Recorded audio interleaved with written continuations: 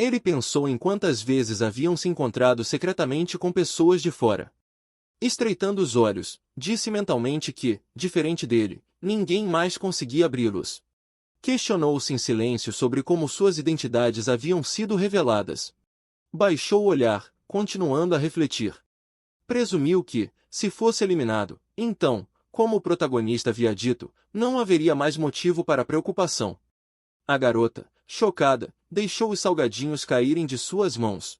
Virando-se para o homem de vermelho, perguntou o que havia acontecido.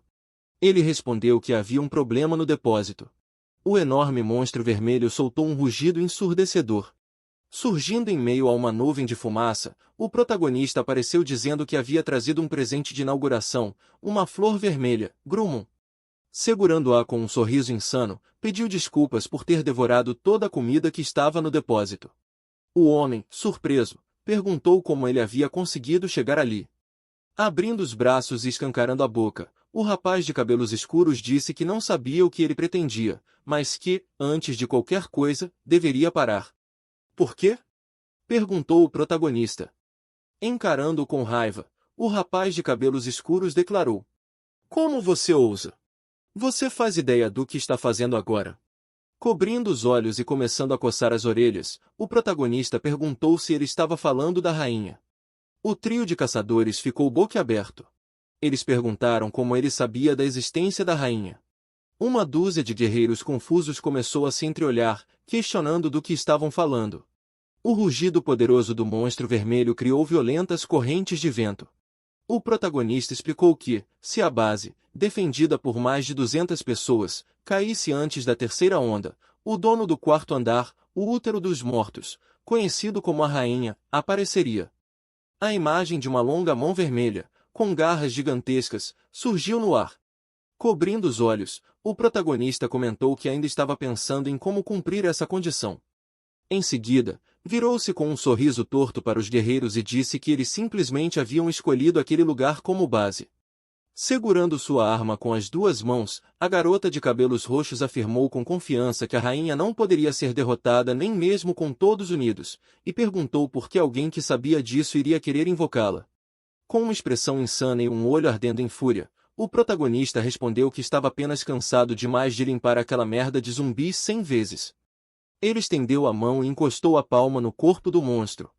Em seguida, impulsionou-se para trás e saltou pelo buraco no teto, desejando-lhes uma boa morte. O rapaz de cabelos escuros começou a correr atrás dele, dizendo irritado que ele já havia dito o que queria e agora estava fugindo. Gritou para que voltasse e lutasse com ele. Enquanto isso, um monstro gigantesco, coberto de tentáculos, devastava a base. Uma notificação apareceu informando a destruição da base do supermercado. Virando-se de lado, com confusão estampada no rosto, Teresa perguntou o que era aquela vibração. Erguendo a mão até o queixo, Temen, observando a janela do sistema, afirmou que o supermercado estava sendo destruído. Olhando para ele, a garota perguntou se aquela não era a base daqueles que haviam lutado contra eles. Acrescentou que a tríade havia escolhido aquele local como base. Desviando o olhar, a garota de cabelos escuros expressou a esperança de que aquilo não tivesse relação com Ginyak. Unindo as mãos, Yuzun declarou que sua intuição dizia que havia, sim, uma conexão. Uma nova notificação apareceu, informando o cumprimento da condição e o início de um evento único. Dezenas de monstros caninos e humanoides começaram a emergir de uma energia vermelha. Uma garota ruiva, usando uma máscara, flutuava sobre um aglomerado de zumbis. Ela estreitou seus olhos vermelhos sangue e declarou que puniria os humanos patéticos. Era a chefe do quarto andar, Pandariel. Uma missão única havia começado. A janela do sistema exibiu a informação de que o chefe do quarto andar estava vindo puni-los por sua fraqueza. Com um genuíno choque no rosto, Yongava perguntou como algo assim sequer poderia acontecer. Um Temen horrorizado disse que não conseguia acreditar naquilo e afirmou que tudo o que precisavam fazer era lidar com as ondas de zumbis. Cerrando os dentes, Yuzun encarou a janela de informações, perguntando-se o que Ginyak pretendia alcançar com tudo aquilo. O pé do protagonista tocou o telhado de uma casa. Observando a rua vazia e devastada, ele comentou que, para ele, aquele parecia um lugar maravilhoso. Acima da palma da mão, ele criou um amuleto incomum, semelhante ao Sol. Mentalmente, afirmou que aquele era um item obtido após matar o chefe do terceiro andar, a Pedra do Eclipse Solar. A janela de informações do sistema exibiu a descrição do item. Tratava-se de uma relíquia divina usada em cerimônias. Era capaz de causar escuridão ao bloquear o Sol, enfraquecendo habilidades do atributo Luz em 50% e fortalecendo habilidades do atributo Trevas em 100%. Fechando o punho ao redor do item, ele declarou que era hora de usá-lo. A Pedra do Eclipse Solar começou a ser ativada. Uma enorme esfera sombria surgiu lentamente, encobrindo o Sol brilhante. Em um instante, a Terra foi mergulhada na escuridão. Os zumbis receberam novos efeitos. Habilidades com atributo Trevas aumentaram em 100%. Com os olhos brilhando de forma sinistra, os monstros invocados começaram a examinar seus próprios corpos. Crescimentos estranhos começaram a brotar das costas de um dos zumbis. Erguendo a cabeça, eles começaram a gritar com todas as forças. Assustada, Teresa olhou para a janela do sistema, onde estava escrito que habilidades do atributo Luz haviam sido enfraquecidas em 50%. Temem se aproximou dela, percebendo que ela mantinha a cabeça baixa, e perguntou o que havia acontecido. Olhando fixamente para a própria mão envolta em uma aura dourada, ela perguntou como era possível que seus poderes de santa tivessem sido reduzidos à metade de repente. Enquanto isso, Daria ergueu o olhar, surpresa, ao receber um poderoso fortalecimento. Baixando as mãos com longas garras, ela disse, tomada pela fúria, que aquilo havia sido obra daquele pequeno homem insolente. Um alerta surgiu informando que o chefe do quarto andar estava tentando localizar sua posição. O chefe do quarto andar direciona todo o ataque para o estádio Sanum. Clicando na janela do sistema, o protagonista afirmou que aquilo era excelente. Virando a cabeça na direção de um objeto voador, ele comentou que era hora de carregar. Um dos membros do grupo que fugia desesperadamente disse que não havia nenhuma informação sobre a existência de um chefe no quarto andar. Outro afirmou que precisavam sair dali o mais rápido possível e que, por culpa da tríade, aquela incursão havia fracassado. O rapaz de cabelos escuros olhou para o homem careca que corria à frente e disse que, se falhassem na incursão do quarto andar, ele seria fechado e ficaria inacessível por 20 dias. Acrescentou que eles não deveriam fugir. O mais jovem mandou-o calar a boca e disse que, antes de qualquer coisa, precisavam sobreviver, só depois pensariam no resto. Um novo vídeo foi enviado. A imagem do sistema apareceu, exibindo uma gravação do supermercado destruído e do surgimento de um chefe oculto. Várias pessoas discutiam ativamente o vídeo, comentando que era vergonhoso uma guilda tão grande, com mais de 300 membros, ter dificuldades logo nas primeiras ondas. Uma notificação informou que o protagonista havia enviado um vídeo. A introdução do vídeo, que estava entre os 10 mais vistos, mostrava o protagonista sorrindo com confiança, a mão estendida para a frente. O título zombava da tríade, e nos comentários, as pessoas elogiavam Jin-Yuki e expressavam esperança. Muitos diziam que ele havia comprado tempo para a guilda e que ainda havia uma chance. Alguém chegou a comentar que esperava por uma bela batalha. Observando a tela, Yongava perguntou quando ele havia conseguido gravar o vídeo. Taemin ficou chocado com o número de visualizações. Com um olhar desconfiado para o protagonista, que desviava os olhos, a garota perguntou se ele não havia passado um pouco do limite. O rapaz perguntou se ele pretendia trazê-los até ali. Levemente assustada, Teresa comentou que a segunda onda ainda nem havia começado e perguntou, esperançosa, se a destruição do supermercado não passava de uma brincadeira. Virando-se, o protagonista respondeu que ninguém poderia saber. Fechando os olhos, Yuzun perguntou diretamente se ele havia feito aquilo ou não.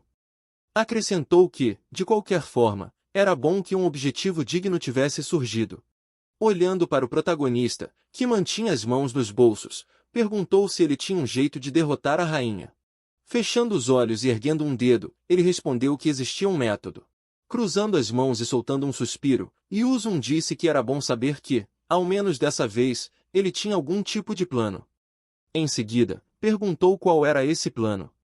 O protagonista levantou a mão e apontou para a frente. Encarando Yuzun com seriedade, afirmou que o papel dele seria extremamente importante desta vez. O rapaz, com leve medo e confusão estampados no rosto, pressionou os lábios. 100 tipos diferentes de monstros avançavam pela rua escura e em ruínas. Acima deles, uma enorme Pandariel pairava, envolta por uma aura verde pálida.